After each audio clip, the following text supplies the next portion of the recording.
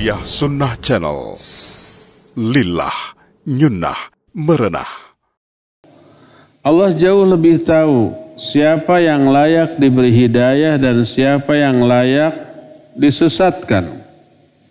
Allah berfirman, Inna rabbaka huwa a'lamu biman dhalla an sabilih wa huwa a'lamu biman ihtada. Dalam ayat lain, wa huwa a'lamu bil muhtadin.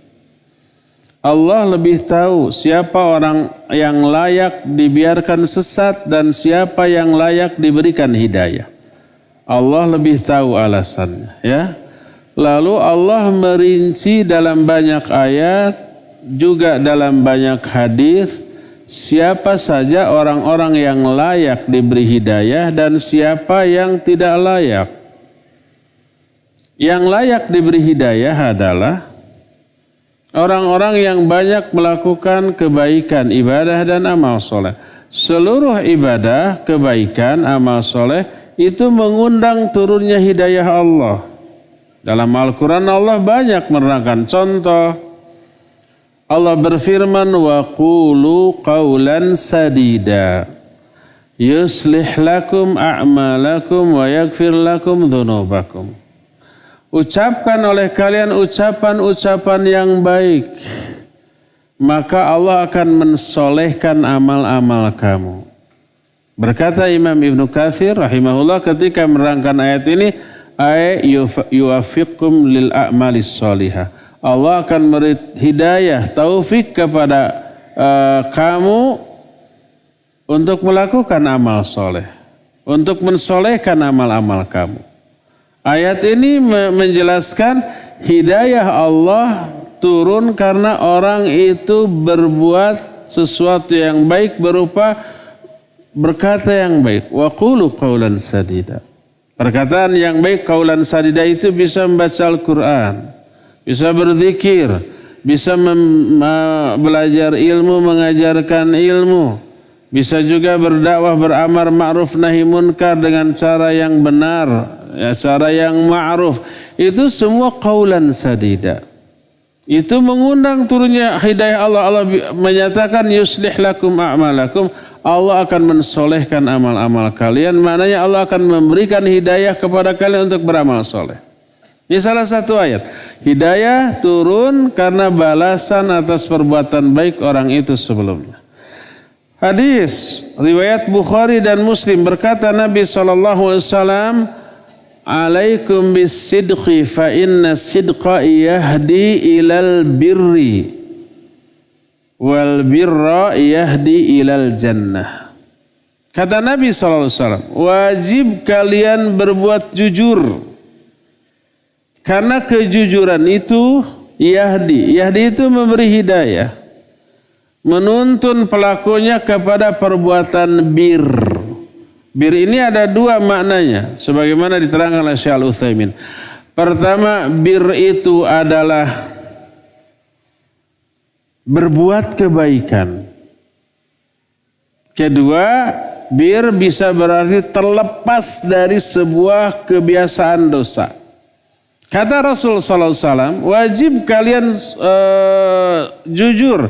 Kejujuran itu bisa menuntun pelakunya kepada perbuatan baik. Ini menunjukkan, mengisyaratkan makna menunjukkan kepada perbuatan baik. Kejujuran mengundang turunnya hidayah Allah untuk berbuat baik setelah melakukan kejujuran tadi. Diberi hidayah. Sebaliknya, jadi intinya kalau hidayah Allah turun karena balasan atas kebaikan baik orang itu sebelumnya, gitulah. Sebaliknya, Allah membalas orang-orang yang berdosa dan maksiat dengan cara dicabutnya hidayah itu dari diri dia. Hidayah yang sudah ada sebelumnya Allah cabut karena dia bermaksiat. Berkata Rasulullah SAW sebagai lanjutan dari hadis yang barusan, wa iyyakum wal kadhiba fa innal kadhiba yahdi ilal fujur wal fujura yahdi ilan nar. Jauhi oleh kalian dusta, karena dusta itu menyeret pelakunya kepada fujur. Fujur ini ada dua maknanya. Pertama adalah al-wuqu' fil ma'asi, terjerumus ke dalam maksiat. Yang kedua, al-khuruj minat ta'ah, keluar dari ketaatan. Sebelum dia berdusta, dia nggak berani melakukan dosa ini, nggak berani. Kegedean itu dosanya. Setelah dia berdusta, tiba-tiba kok nekat berani melakukan dosa-dosa yang sebelumnya tidak berani dia lakukan. Sebelum dia berdusta, dia biasa memelihara tahajud, saum Senin Kamis, baca Al-Quran dan yang lain-lainnya. Setelah berdusta, tiba-tiba berat untuk melakukan semua itu. Akhirnya ditinggalkan. Itu khuruj anit ta'ah, keluar dari ketaatan.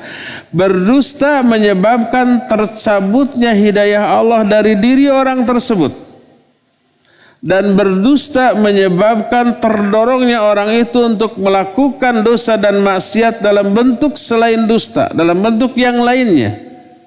Walhasil, kenapa Allah Azza wa Jalla memberi hidayah kepada seorang? Selain karena rahmat dan kasih sayangnya, juga pasti ada sebab. Siapa yang layak diberi hidayah dan siapa yang layak dibiarkan sesat, Allah lebih tahu. Dan semua sikap Allah itu, penetapan Allah itu didasarkan kepada sikap adil dan hikmahnya. Pasti adil. Allah mengetahui lahir batinnya setiap orang. Kalau kita kan hanya mengetahui lahiriah seseorang. Allah mengetahui orang itu setiap saat, setiap detik, tanpa henti. Kalau kita kan mengetahui orang hanya ketika ketemu, ketika ngobrol, ketika kita berinteraksi. Di luar itu kita tidak tahu. Maka Allah lebih tahu siapa yang layak diberi hidayah dan siapa yang tidak. Cuma Allah menerangkan salah satu penyebab orang itu tidak diberi hidayah, termasuk tidak diberi hidayah untuk tobat. Mungkin orang tersebut masih memiliki etikad syirik, etikad kufur, keyakinan bidah, dan keinginan untuk bermaksiat yang menggebu-gebu, dan sedikit kebaikan-kebaikan yang dia lakukan. Kecenderungannya kepada keburukan lebih besar daripada kepada kebaikan. Orang seperti itu tidak akan diberi hidayah oleh Allah Azza wa Jalla.